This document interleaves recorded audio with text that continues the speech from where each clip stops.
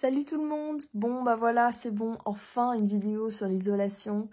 C'est la première chose que j'ai commencé à faire, littéralement. Mais en fait, on s'aperçoit assez vite que c'est une étape qui prend beaucoup de temps parce qu'il faut penser à faire beaucoup d'autres étapes avant de pouvoir terminer entièrement l'isolation. Je vous conseille fortement de commencer dès le début parce que c'est long, c'est barbant. C'est répétitif, honnêtement. Je suis contente de m'y être prise petit à petit et pas tout d'un coup au dernier moment. Parce qu'honnêtement, ça prend beaucoup de temps. Mais c'est facile comme tout. Donc voilà, cette vidéo, elle commence par quelques minutes où vous voyez en gros comment je m'y prends et comment j'isole mon fourgon. Et ensuite, à partir de la moitié de la vidéo, je vais vous expliquer pourquoi est-ce que j'ai fait ce choix d'isolation et combien ça m'a coûté. Et voilà, je vous explique un peu tous les détails quoi. Enjoy!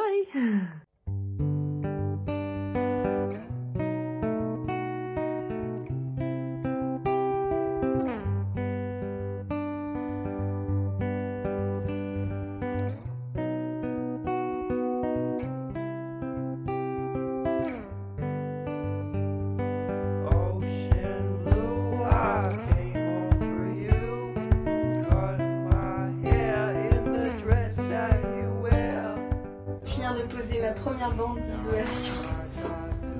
Putain, c'est excitant. La première sur une longue lignée. Wow, c'est épais. Super, bravo. Oui, je suis trop contente. Ça se colle hyper bien. C'est hyper facile.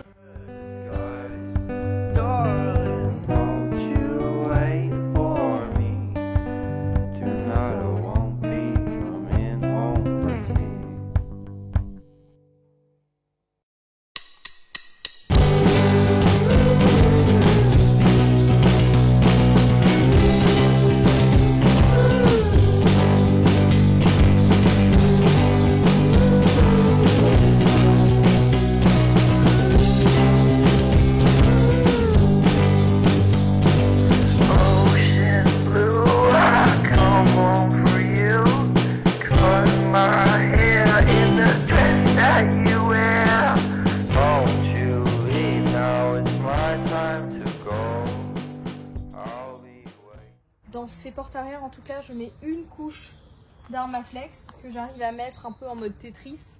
J'utilise toutes les chutes des découpes précédentes. Et ensuite, la deuxième couche, en fait, vous verrez, mais je mets de l'Armaflex en découpe, là, comme ça, en flocon, enfin, tout déchiré, quoi.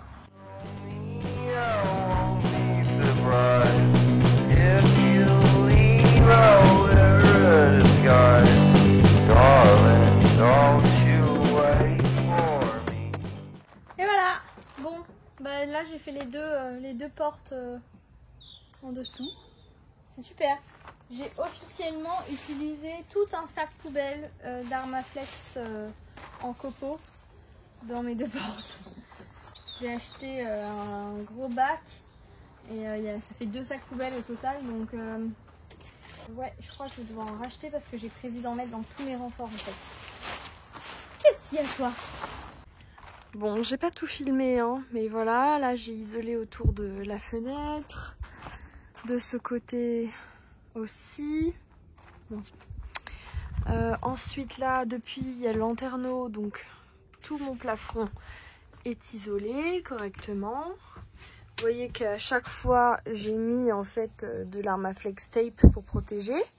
J'ai laissé au niveau des renforts parce que je vais mettre la structure en bois par ici. Pareil ici, donc pour l'instant en fait j'ai pas encore isolé les renforts pour pouvoir fixer ma structure. Mais ensuite par exemple à l'intérieur en fait de ces renforts je vais y mettre de l'Armaflex en copeaux. Donc je pense pas que je vais isoler ensuite par dessus sur les renforts, je pense pas que ce sera nécessaire. Et puis voilà, on avance petit à petit. Il faut que j'isole encore à l'intérieur de cette porte. Le problème c'est que j'ai une fuite d'eau pour l'instant chaque fois qu'il pleut, qu'il faut que je répare, qui vient en fait de la poignée de la porte. Donc c'est un peu un truc qu'il faut que je fasse avant. Et là aujourd'hui, là tout de suite, je vais isoler cette partie intérieure. Donc j'ai déjà fait celle-là. Donc à chaque fois c'est un peu un Tetris. Et puis ensuite je vais mettre, j'imagine, un peu d'Armaflex en copeaux. En fait, mais l'Armaflex en copeaux, je le ferai qu'une fois que j'ai fait ensuite tout mon passage de câble, tout ça quoi. Donc en fait l'isolation, c'est quelque chose qu'on fait de manière très progressive. J'ai commencé par l'isolation, mais il y a beaucoup de choses que j'ai pas pu faire parce que il faut que je pense au passage de câble, il faut que je pense à la tuyauterie, enfin à plein de choses comme ça. Et j'ai quand même fait mon passage de roue. Je l'ai bien isolé et puis j'ai isolé à l'intérieur, en dessous là du plancher, pareil, 2 couches de 19 mm d'Armaflex. Et j'ai également isolé la capucine. Donc là pour le coup, la capucine, qu'est-ce que j'ai fait? J'ai mis 2 couches bien sûr sur le dessus, mais j'ai mis qu'une seule couche là sur le dessous. Et après ensuite, quand je créerai la cloison de séparation, et ben là également je vais l'isoler, parce que la différence ensuite de chaleur ou de froid entre l'avant du véhicule et là l'intérieur, l'habitacle, elle va vraiment être très différente grâce à cette isolation. Je pense honnêtement que ça ne sert à rien de mettre un prix exorbitant dans toute cette isolation si on ne crée pas une cloison de séparation. C'est un peu, ça c'est genre le pont thermique le plus énorme du van, donc ça je veux absolument faire en sorte de protéger. Je vais essayer de répondre quand même à une question de base qui est pourquoi est-ce que j'ai choisi l'Armaflex. Alors, j'ai choisi l'Armaflex d'une part parce que dans toutes les différentes isolations qui existent, et il y en a beaucoup, l'Armaflex me paraissait vraiment être le plus simple. C'est vraiment, c'est pas difficile à découper. Au cutter, je m'en suis très bien sortie. Et puis en fait, il y a une bande autocollante derrière. Donc il suffit de découper et coller. Tu le poses quoi.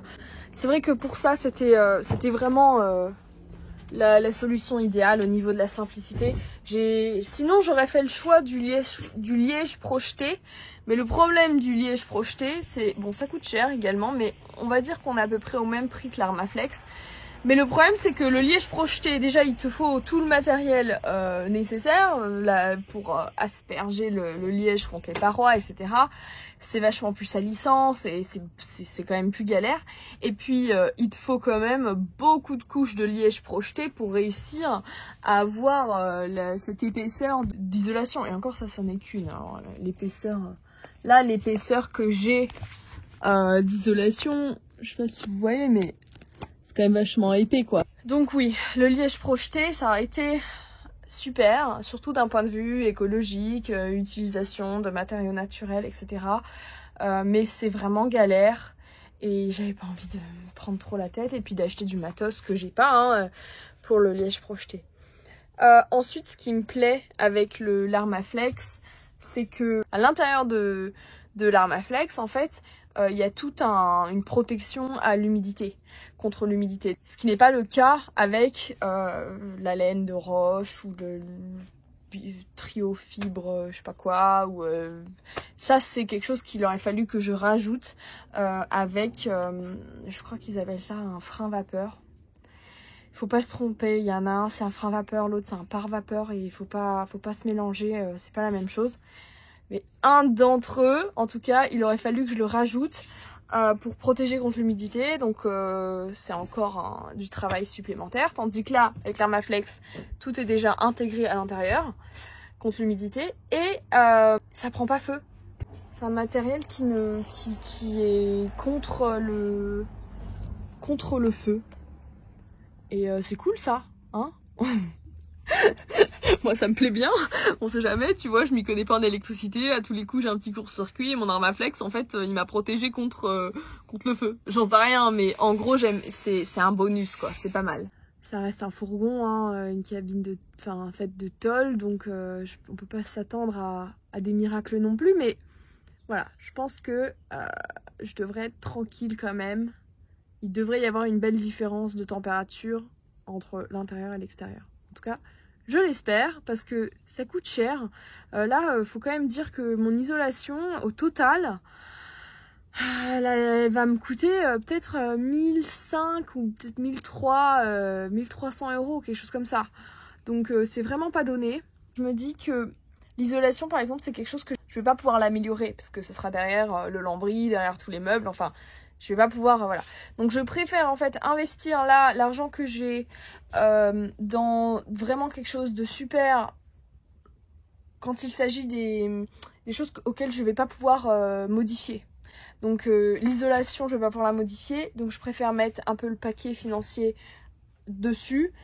Et ensuite, peut-être, par exemple, avoir un chauffage un peu bidon au début et puis dans le temps, avec d'autres économies, pouvoir ensuite changer mon chauffage et avoir un truc mieux, quoi. Voilà. J'espère que j'ai pu répondre à toutes les questions auxquelles vous vous posiez. Et si jamais vous en avez plus, bah, n'hésitez pas à me demander, soit en privé, soit en commentaire, je répondrai toujours. Sinon, bah, j'ai plus rien à dire. Gros bisous.